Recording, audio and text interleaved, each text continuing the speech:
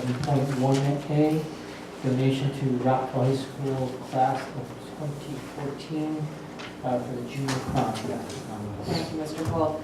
As you may have heard, our junior class had a $1,000 deposit for their junior prom at La Renaissance in East Windsor, and that has closed abruptly. And so they are losing their deposit. We have a local business owner, Mr. Weisberger, who I think is here in the audience, who is the president of State Farm Insurance Agency in Lafayette Square. And his State Farm's mission is to be involved in the community, and so he would like to come forward and donate a $1,000 to the class of 2014. Mr. Weisberger is here if you have any questions, but I would give that to you. Thank you. Mrs. Bush. Yes, I'd like to make a motion that the Vernon Board of Education approve and accept with gratitude the $1,000 donation to the class of 2014 from Mr. Adam Weisberger, owner of State Farm Insurance Agency in Lafayette Square in Vernon. I have a motion. Mr. Nicholson. Second. I have a motion and a second. Is there any discussion on the motion? Seeing none, I'll call for a vote by a show of hands. All in favor? And those opposed? And the motion fails 4-3.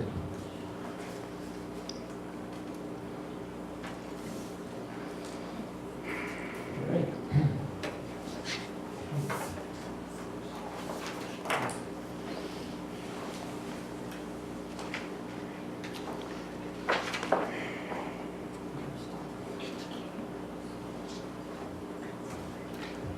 Guess we're moving on to item 7.1. 7.1B, sorry. We have another donation. Walgreens in Vernon they ordered paper bags that they cannot use, and so they did call the high school and offer them there. And then the high school has called us to ask. We are not sure exactly what we'll use them for, but they're certainly usable and can be used in not only our lunchrooms, but in crafts and at all different levels. So they're worth just about $178, and so I would ask that you approve that donation. Thank you. Ms. Fisher. I move that the Vernon Board of Education approve and accept with gratitude the donation from Walgreens of brown paper bags valued at $178.56 to the Vernon Public Schools. I have a motion by Mr. Person. Second. I have a motion and a second to approve the donation of from Walgreens. Any discussion on that motion? Seeing none, I'm going to call for a vote by a show of hands. All in favor? And that motion is unanimous.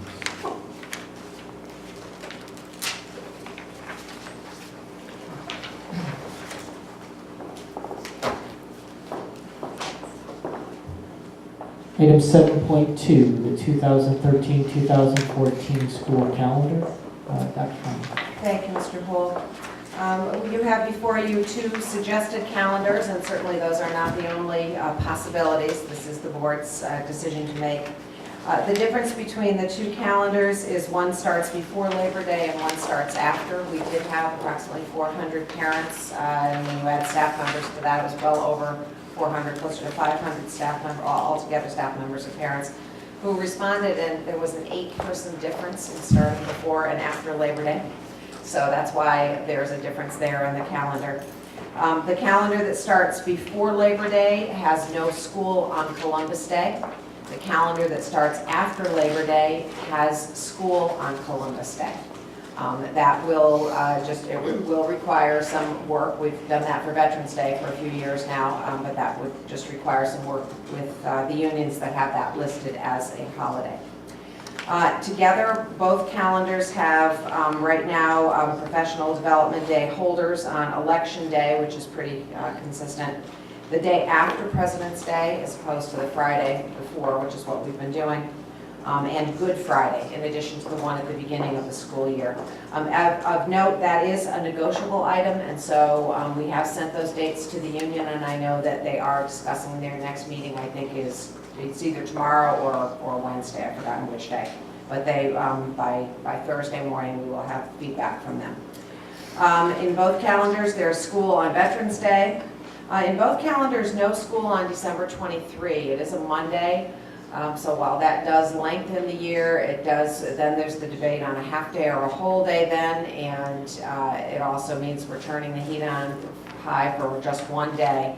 The only calendar we have from our neighbors is Bolton, and they are also taking the 23rd off. So I'm thinking that that's going to be consistent.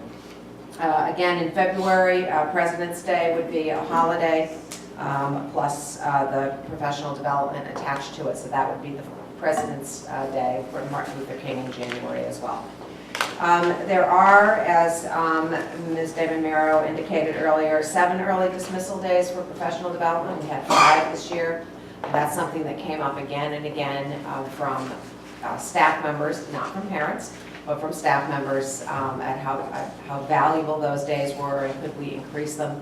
Apparently Vernon had them many years ago where it was every second Wednesday or something throughout the entire school year. So we're just looking to move from 5 to 7 there.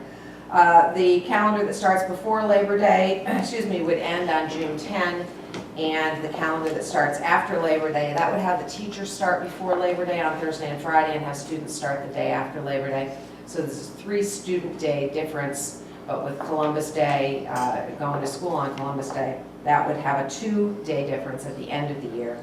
So the first calendar would end on the 10th, and the second calendar would end on Thursday, the 12th. However, the committee was looking for snow days right through June 27th, which gives either 11 snow days for one of the calendars and 13 snow days for the other calendar. So that's before going into April vacation.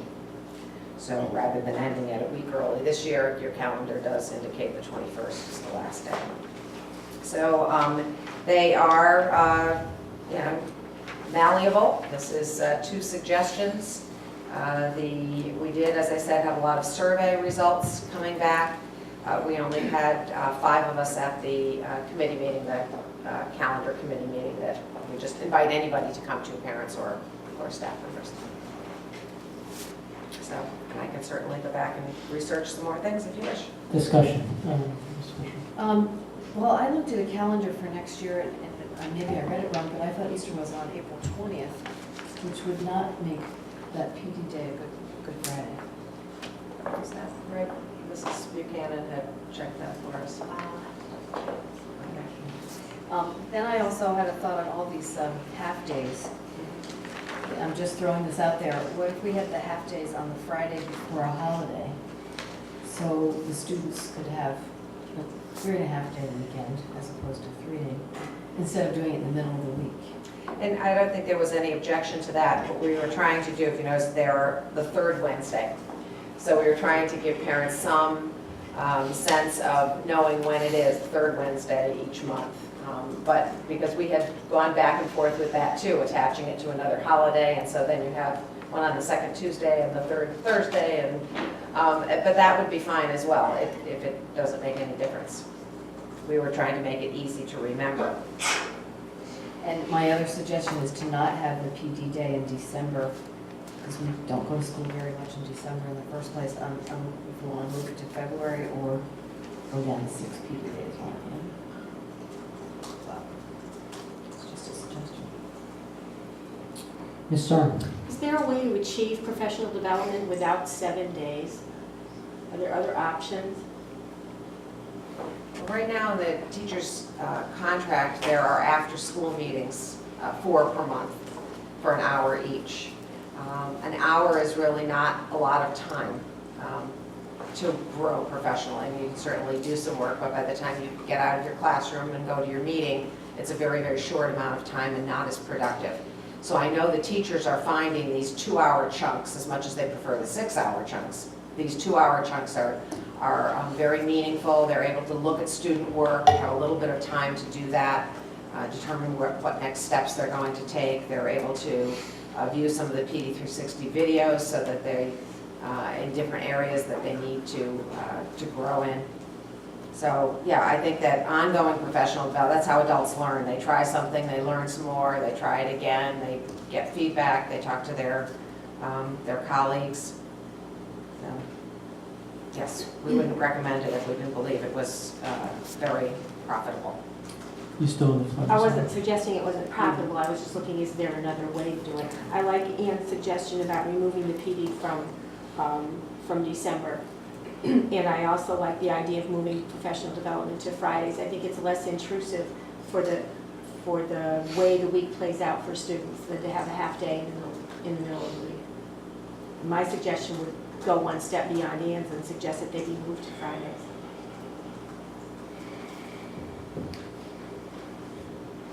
Other discussion, Mr. Percy. Do we need a vote on this tonight? Can we table this until next meeting and you come back with these suggestions so we can look at it again? Yeah, I was gonna say, we need to just provide these, this input so that Dr. Collins knows what to go back with, and then we can take this up again at the next meeting. Before I table, I just want to make sure there's no other. I would say, starting before Labor Day, with the trends we've been having with snow and other disasters, as you would say, I would really feel that starting earlier would benefit our calendar in the long run more than starting after Labor Day. Mr. Boutar. I agree with Mrs. Bush. Ms. Skolich. Dr. Collins, can we go back to what you said about snow days? How many snow days are The built suggestion, into this? the suggestion would be for the calendar that starts before Labor Day, there would be 13 snow days. And the calendar that starts after Labor Day, there would be 11. That way, school would go on until June 27th. It actually could go until the 30th. That is 4th of July week. And I can't imagine that we're going to have lots and lots of parents who are very excited about going to school on June 30th. So They're on vacation. the dates of either June 10th or June 12th, early dismissal is squishy. Well, that would be, that's the last day of school if there are no If there are no snow days. If there Right. are no snow days. Right, and so the board has been, I don't know how many years, but the board has always put in the number of snow days that they would add in June, Mhm. and then when they would go into April or February vacation, if you had one there Mhm. as well. So this way, people would know that you would not be going to school on the 30th, and so they could make plans to leave that weekend. I think it makes sense to start before Labor Day as well. Any other discussion or comments to Mr. Percy? And then move to table this till next meeting with the suggestions that were put forth to Dr. Conway, and I would agree, starting before Labor Day would be a better option in my opinion. Appreciate it, Secretary. Great, thank you. I have a motion to table, and Mrs. Bush. Second? I have a motion to table, and I have a second. Is there any discussion on that motion? Mrs. Arnold. I didn't hear any feedback about professional development days from the board, reducing to 6 and then moving them to Fridays. I didn't hear any other opinion to help the administration.